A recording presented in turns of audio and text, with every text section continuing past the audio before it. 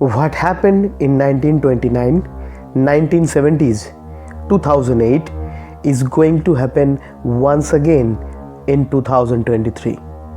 The stage of an unavoidable recession and unprecedented economic collapse is all set to happen. It just needs a little spark to start the game of fire.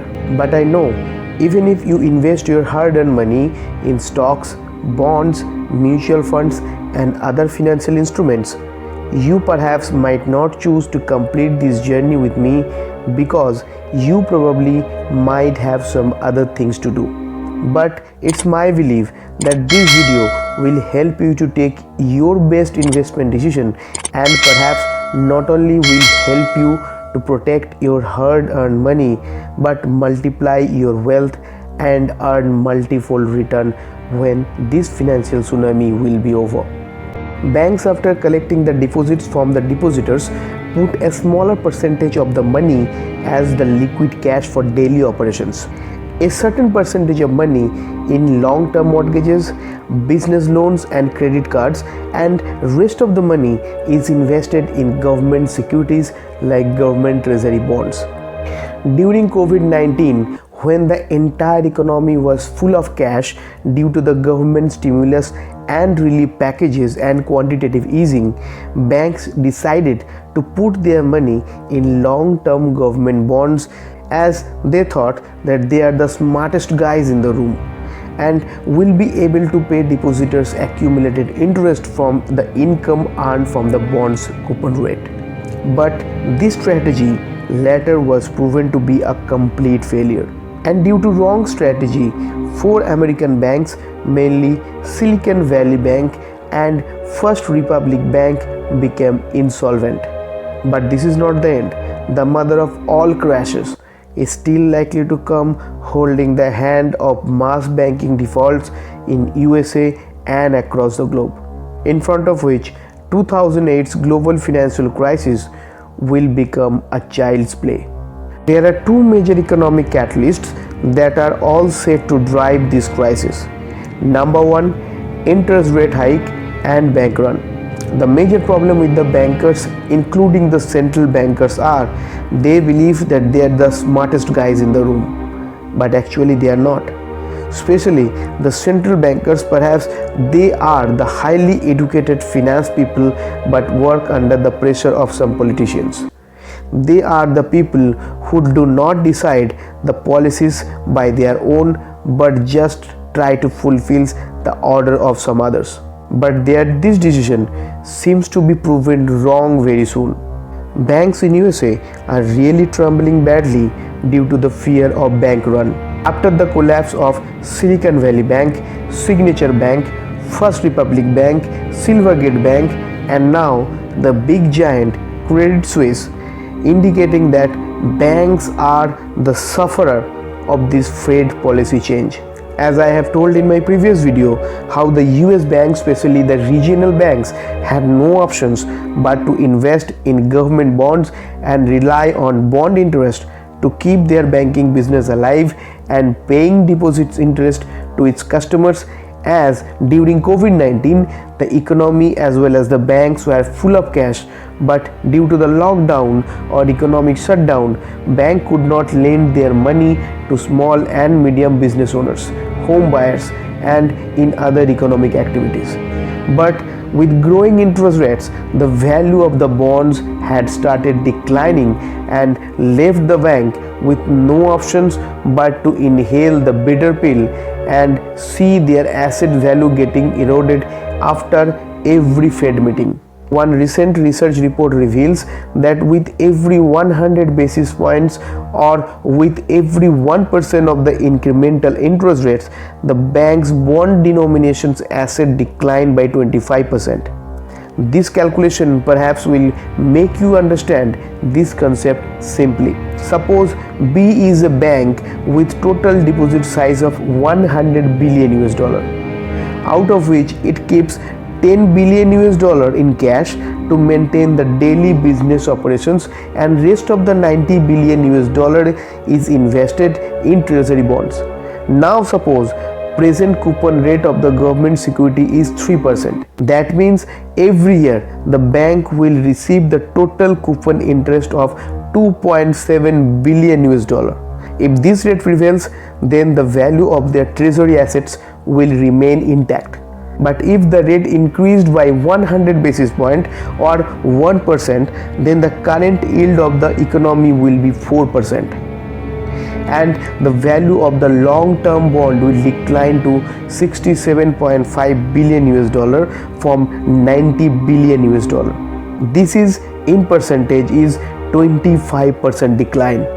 That means with every 1% of interest rate hike, the bank's long-term asset value goes down by 25%. And since 17th of March 2022, Fed has increased its interest rate 9 times till March 22nd. And it has increased from 0.25% to 5%. But wait, this is not over yet. This study shows that if among all the bank depositors, 50% depositors are assumed to be insured, means in the bank run condition, they are eligible for FDIC insurance up to 2,50,000 US dollar on their deposits, and rest of the 50% depositors are uninsured and out of bank run fear starts withdrawing their money from the American banking system, then all the banks will become insolvent. And this thing is going to be real, as all the uninsured depositors are not the ordinary citizen, but they are either upper middle class or rich people or institutional investors.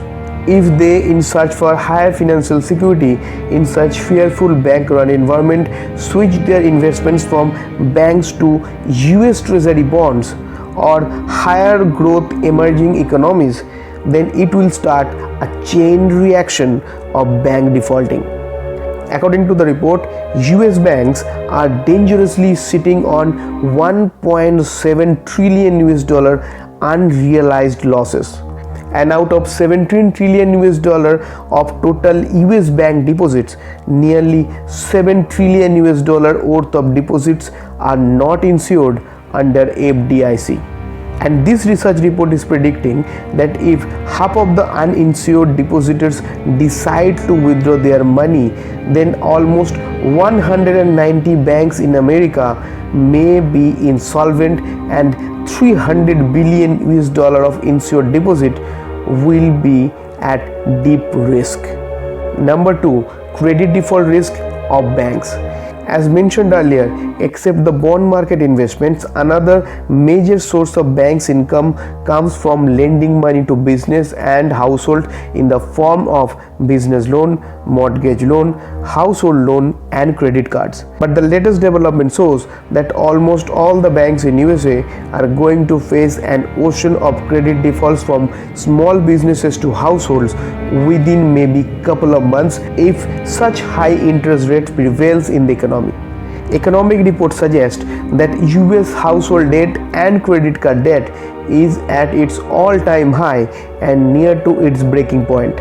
And according to the report of TransUnion, the credit card delinquency rate has already started to increase, where more than 60 days of overdue has been recorded from the US consumers as well.